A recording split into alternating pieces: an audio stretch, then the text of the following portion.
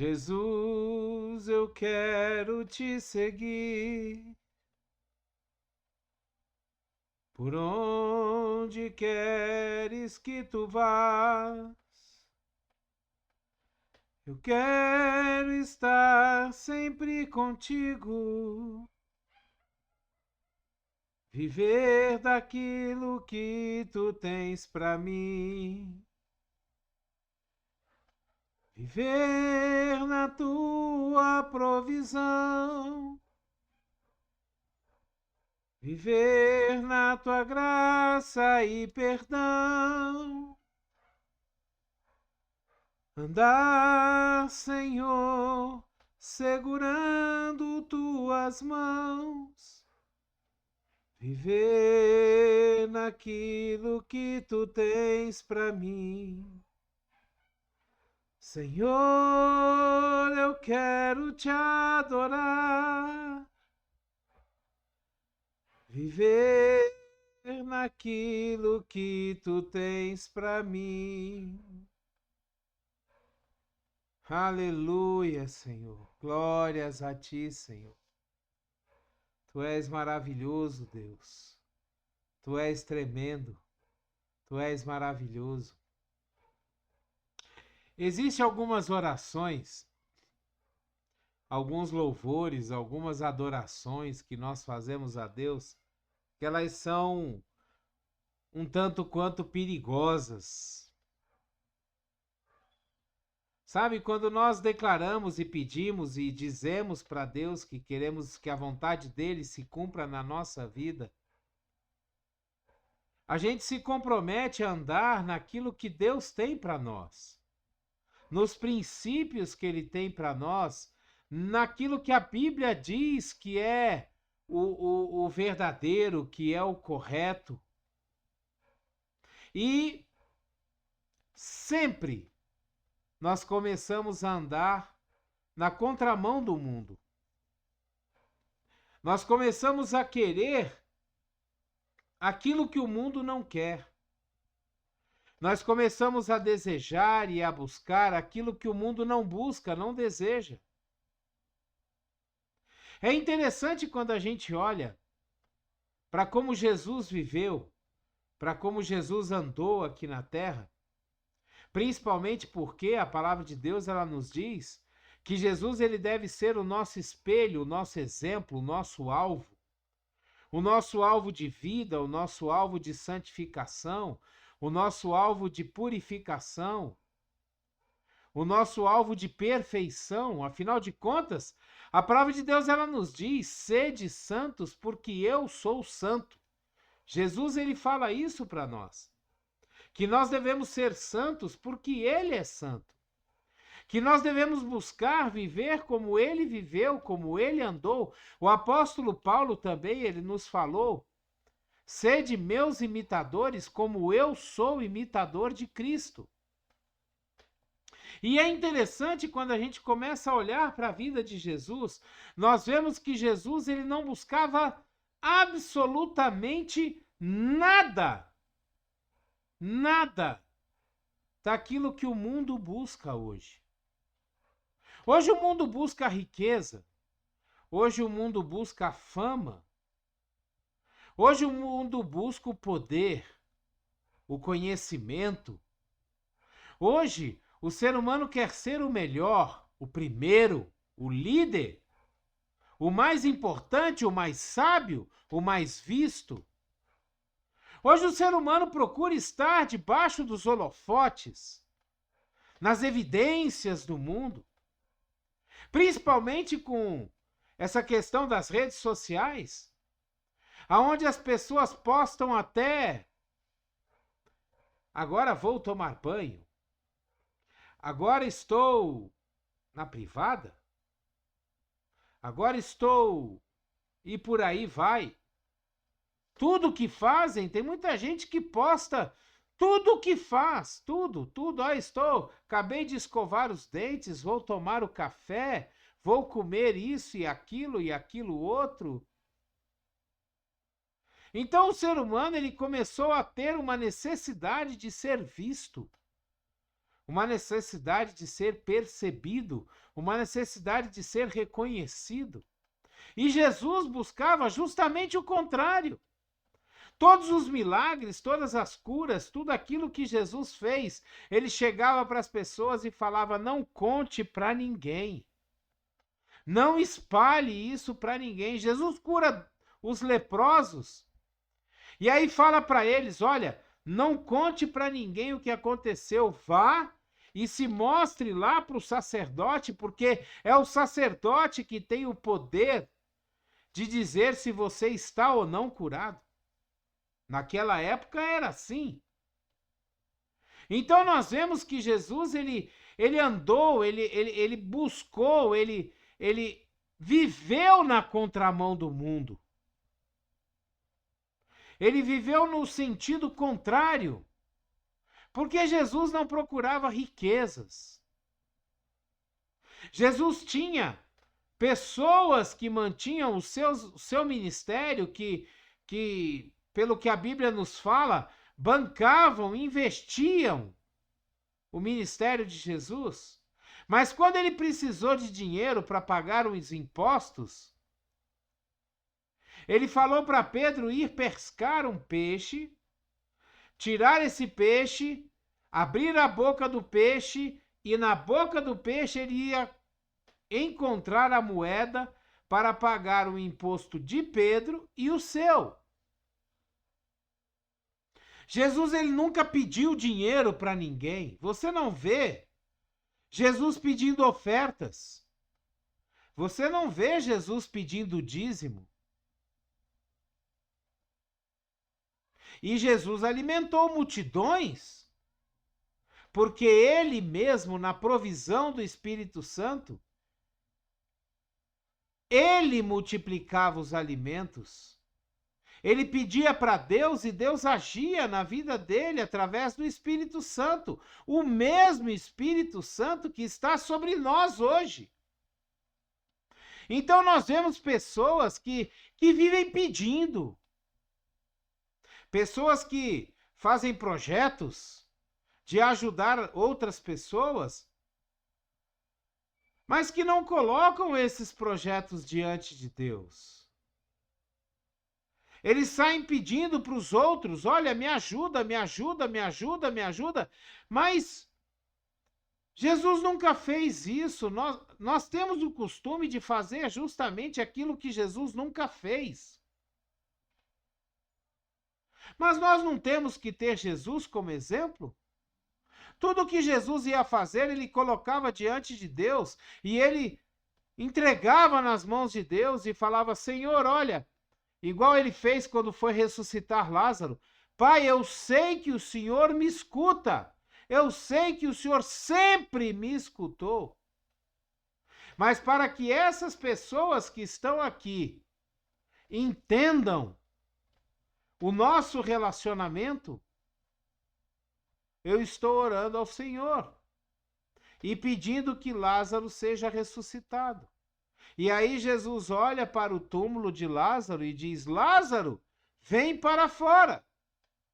E Lázaro é ressuscitado. É engraçado como nós, no mundo atual, nós corremos atrás das riquezas, nos preocupamos com aquilo que vamos comer, aquilo que vamos vestir, como vamos pagar as nossas contas. E nós não vemos em momento algum nos 4 evangelhos, Mateus, Marcos, Lucas e João, que relatam a vida de Jesus. E mesmo depois, em Atos dos Apóstolos e nas cartas de Paulo, nós não vemos eles pedindo dinheiro,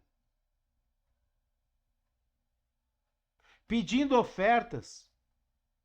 A Bíblia, ela sempre nos relata que as pessoas, por exemplo, em Atos dos Apóstolos, as pessoas vendiam as suas propriedades, vendiam aquilo que elas tinham, as suas posses, e traziam e entregavam de livre e espontânea vontade aos apóstolos, para que eles dividissem entre o povo e suprissem a necessidade da igreja. Nós vemos o apóstolo Paulo recolhendo ofertas, indo buscar ofertas nas igrejas, ofertas que ele não pediu, mas as próprias igrejas disseram: olha, nós queremos ajudar, nós queremos dar, nós queremos abençoar. Mas nós, hoje em dia, ficamos pedindo. Nós vamos para os púlpitos das igrejas e pedimos oferta, pedimos dízimo, pedimos. Por que será? Por que será que nós não andamos como Jesus andava? Por que será que nós criamos esse costume de não confiar em Deus? Não orar a Deus para suprir as nossas necessidades, mas sim confiarmos no braço do homem e nos nossos pedidos. E muitas vezes tentarmos conseguir as ofertas por meio de emoção, pedidos emocionais. Porque fulano está precisando de mais, olha a situação dele. E aí colocamos fotos, colocamos áudios, colocamos... A obra de Deus não é feita dessa forma. Porque quando a obra de Deus é de Deus realmente, ela se sustenta por si só. Deus levanta pessoas para honrar, para investir, para suprir aquela obra. E ela é feita. Nós lemos no livro de Mateus, no capítulo 8, no versículo 20, nós lemos assim: Jesus respondeu: as raposas têm suas tocas e as aves do céu têm os seus ninhos, mas o Filho do Homem não tem onde repousar a cabeça. Jesus estava dizendo aqui que ele não tinha parada, ele não tinha onde morar, ele não tinha lugar certo. Não tinha. Ele andava onde fosse necessário, ele ia aonde precisava ir. Muitas vezes ele ficava, como a gente pode ver na palavra, ele ficava na casa de Pedro. Tanto que uma vez, quando ele chegou na casa de Pedro, ele viu que a sogra de Pedro estava doente e ele a curou. Então, nós vemos Jesus jantando na casa de Mateus, na casa de Zaqueu, na casa de outras pessoas. Nós vemos Jesus hospedado na casa de Maria e Marta, irmãs de Lázaro. Jesus, ele fala aqui que ele não tem aonde colocar a sua cabeça. Mas as pessoas se preocupam aonde vão morar. As pessoas se preocupam, sabe, como vão pagar o aluguel, ou como vão pagar, ou como vão comprar a sua casa. E compram uma casa, e compram uma segunda casa, e compram uma terceira casa, e muitas vezes os irmãos estão passando necessidade, às vezes até pessoas da própria família estão passando por necessidade, mas eles estão comprando outras casas e acumulando riquezas. E a palavra de Deus, ela é bem clara. Ela fala: não acumulem riquezas aqui na terra, aonde o ladrão rouba, aonde as traças corroem, mas acumulem riquezas no céu. E como que nós acumulamos as riquezas no céu? Será que a gente já parou para tentar descobrir como que nós acumulamos riquezas no céu? Ajudando as pessoas que estão ao nosso redor e que precisam, principalmente aqueles da nossa casa, principalmente aqueles da mesma fé. É assim que nós acumulamos riquezas no céu. Abençoando as pessoas, dividindo aquilo que Deus derrama sobre a nossa vida como bênção, nós dividirmos com outras pessoas. É assim que nós acumulamos riquezas no céu, amando o nosso próximo, ajudando aqueles que precisam, perdoando aqueles que nos ofendem, amando os nossos inimigos, orando por eles. É assim que nós acumulamos riquezas no céu. Porque as riquezas do céu são diferentes das riquezas do mundo. As riquezas do céu não se tratam de dinheiro, de bens. Não. As riquezas do céu se tratam daquilo que você faz em prol do reino de Deus. As riquezas do céu se tratam daquilo que você trabalha e cultiva em prol do reino de Deus. Quantas pessoas você já levou para Jesus, por exemplo? Eu acho que essa é a maior riqueza que nós podemos ter no céu. As pessoas que nós já levamos para Jesus. As pessoas que se achegaram a Jesus através de um gesto nosso, de uma palavra nossa, de uma evangelização feita por nós, de uma pregação feita por nós.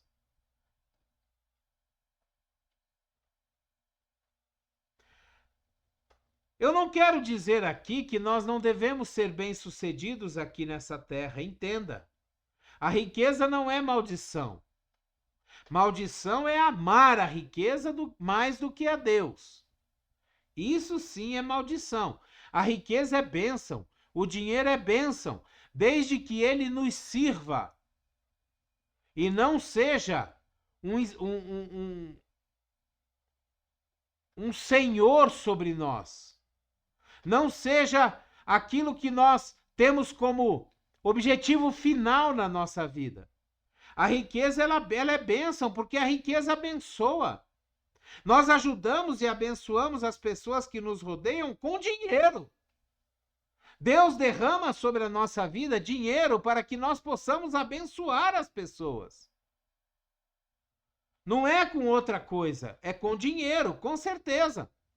Dinheiro é bênção, desde que ele nos sirva e não nós servirmos a ele. Muitas vezes nós trabalhamos tanto que deixamos a nossa família de lado. Nós deixamos a igreja de lado, nós deixamos Deus de lado. Porque nós precisamos trabalhar, precisamos ganhar dinheiro, precisamos pagar a faculdade dos nossos filhos, precisamos dar uma casa de luxo para os nossos filhos, para a nossa esposa. Precisamos ter carros importados que vão nos colocar bem vistos nos olhos das pessoas. E aí nós começamos a trabalhar para o dinheiro e não o dinheiro trabalhar para nós. Será que você está me entendendo? No livro de Lucas, no capítulo 16, no versículo 15, a palavra de Deus ela nos diz assim: Ele lhes disse: vocês são os que se justificam a si mesmos, aos olhos dos homens, mas Deus conhece o coração de vocês. Aquilo que tem muito valor entre os homens é detestável aos olhos de Deus. Olha só que interessante. Aquilo que tem muito valor para nós, aos olhos de Deus é detestável. Quando nós corremos atrás de coisas materiais, nós estamos colocando diante de Deus coisas detestáveis. Muitas vezes nós vamos fazer ofertas na igreja e ofertas até grandes. Mas essas ofertas não são aceitas por Deus. Sabe por quê? Porque nós estamos dando para Deus aquilo que nos sobra. E o nosso coração não está naquela oferta. Porque vale muito mais para Deus a intenção do seu coração. Você oferta com intenção de melhorar a casa de Deus, com intenção de realmente cuidar das pessoas que estão ali trabalhando em tempo integral para Deus? Ou você oferta e dizima só por obrigação? Só para ficar bem, para as pessoas olharem e falarem: olha, fulano é dizimista, Fulano é ofertante. Porque se você faz por esse motivo, é melhor que você não faça, porque a sua oferta, o seu dízimo, passa a ser detestável a Deus. Aquilo que tem valor para nós é detestável para Deus. No livro de 1 Pedro, no capítulo 2, no versículo 11, nós lemos assim: Amados, insisto em que, como estrangeiros e peregrinos no mundo, vocês se abstenham dos desejos carnais que guerreiam contra a alma. Sabe, o que o apóstolo Pedro está nos dizendo aqui? Nós somos estrangeiros nessa terra. O nosso destino final é morar com Deus, é viver eternamente com Deus. Nós estamos de passagem por aqui. Sabe? Então nós temos que nos abster de sermos os mais ricos, os mais famosos, os mais, e sermos como Jesus. Como Jesus disse, se você quer ser o primeiro, seja aquele que sirva. Se você quer andar na frente de todo mundo, seja aquele que está por trás. Aquele que ninguém enxerga, mas que faz a coisa acontecer. Sabe, aquele irmãozinho que está lá na cozinha, temperando a carne, temperando o arroz, e que não aparece em momento nenhum, mas que as pessoas saboreiam aquela comida gostosa. Aquele irmãozinho que está lá no banheiro, deixando tudo perfumado, limpinho, e as pessoas podem usar o banheiro, pode se achar bom entrar no banheiro e sentir aquele aroma gostoso e não entrar naquele lugar sujo com cheiro ruim. Mas aquele irmãozinho que limpa o banheiro, ele não aparece. Mas ele é fundamental, porque se ele não estiver ali fazendo aquilo, você vai estar entrando num ambiente de cheiro podre, sujo, contaminado. Você já pensou nisso? É interessante como as coisas para nós, elas estão num rumo diferente das coisas de Jesus. Elas estão na contramão daquilo que Jesus verdadeiramente quer de nós. É por isso que nós precisamos começar a viver como Jesus viveu, andar como Jesus andou. Ter Jesus como alvo, como exemplo. No livro de Mateus, no capítulo 7, versículos 13 e 14, nós lemos assim: Entrem pela porta estreita, pois larga é a porta e amplo o caminho que leva para a perdição, e são muitos os que entram por ela. Como é estreita a porta e apertado o caminho que leva à vida, são poucos os que a encontram.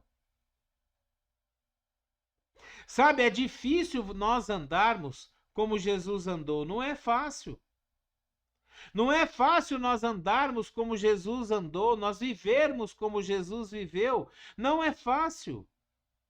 Mas é esse caminho que nós devemos trilhar, é essa porta estreita que nós devemos passar. Não é esse evangelho barato, vazio, que tem sido pregado hoje em algumas igrejas, que prometem mundos e fundos, e isso nunca acontece, porque não é isso que Deus quer para nós. Não é isso que Deus tem para nós. Sabe, que essa palavra hoje venha te dar uma força, um ânimo e um entendimento de que viver para Cristo é diferente das coisas que andam prometendo por aí. Você entender que viver para Cristo requer renúncia, requer que a gente verdadeiramente tome a nossa cruz e siga Jesus. Glória a Deus, aleluia, que essa palavra possa ter trazido o entendimento na sua mente, no seu coração, na sua alma, e que a partir de agora você possa buscar as coisas do reino de Deus, verdadeiramente. As coisas que Jesus tem para você, para mim. E deixar essas coisas do mundo, deixar essas coisas que o mundo nos oferece de lado, porque elas não são importantes. E é interessante que a palavra de Deus nos diz que quando nós buscamos em primeiro lugar o reino de Deus e a sua justiça, ou seja, quando nós buscamos andar naquilo que Deus nos dá, naquilo que Deus tem para nós, naquilo que Deus tem planejado e programado para nós, todas as demais coisas nos serão acrescentadas. É interessante isso, né? Quando nós abrimos mão, aí é que nós temos. Quando nós deixamos para lá e olhamos para aquilo que verdadeiramente tem valor, aí nós somos abundantemente abençoados. Será que não é isso que está faltando na sua vida, na sua caminhada, no seu dia a dia? Olhar para aquilo que verdadeiramente tem valor para Deus? Dê o seu like, dê o seu gostei, dê o seu joinha. Se você quiser e puder, assine o nosso canal. Nos ajude a mostrar para o YouTube que o conteúdo desses vídeos, desse nosso canal é relevante, é um bom conteúdo e merece, vale a pena ser distribuído para todos os lugares, para todas as pessoas. Seja você também um missionário de Deus. Pegue essa palavra, o link dessa palavra e mande para todos os seus contatos, poste nas suas redes sociais. Permita que outras pessoas escutem essa palavra e entendam o que verdadeiramente tem valor para Deus. Glória a Deus! Que a graça e a paz do nosso Senhor Jesus Cristo, o grandioso e infinito amor do Pai, a comunhão e as doces consolações do Espírito Santo estejam sobre a sua vida, sua casa, sua família, aonde quer que você esteja, por onde quer que você ande, seja você uma bênção. Ajude as pessoas, faça a diferença na vida de alguém, em nome de Jesus. Amém? Abreijos para você e até o próximo vídeo.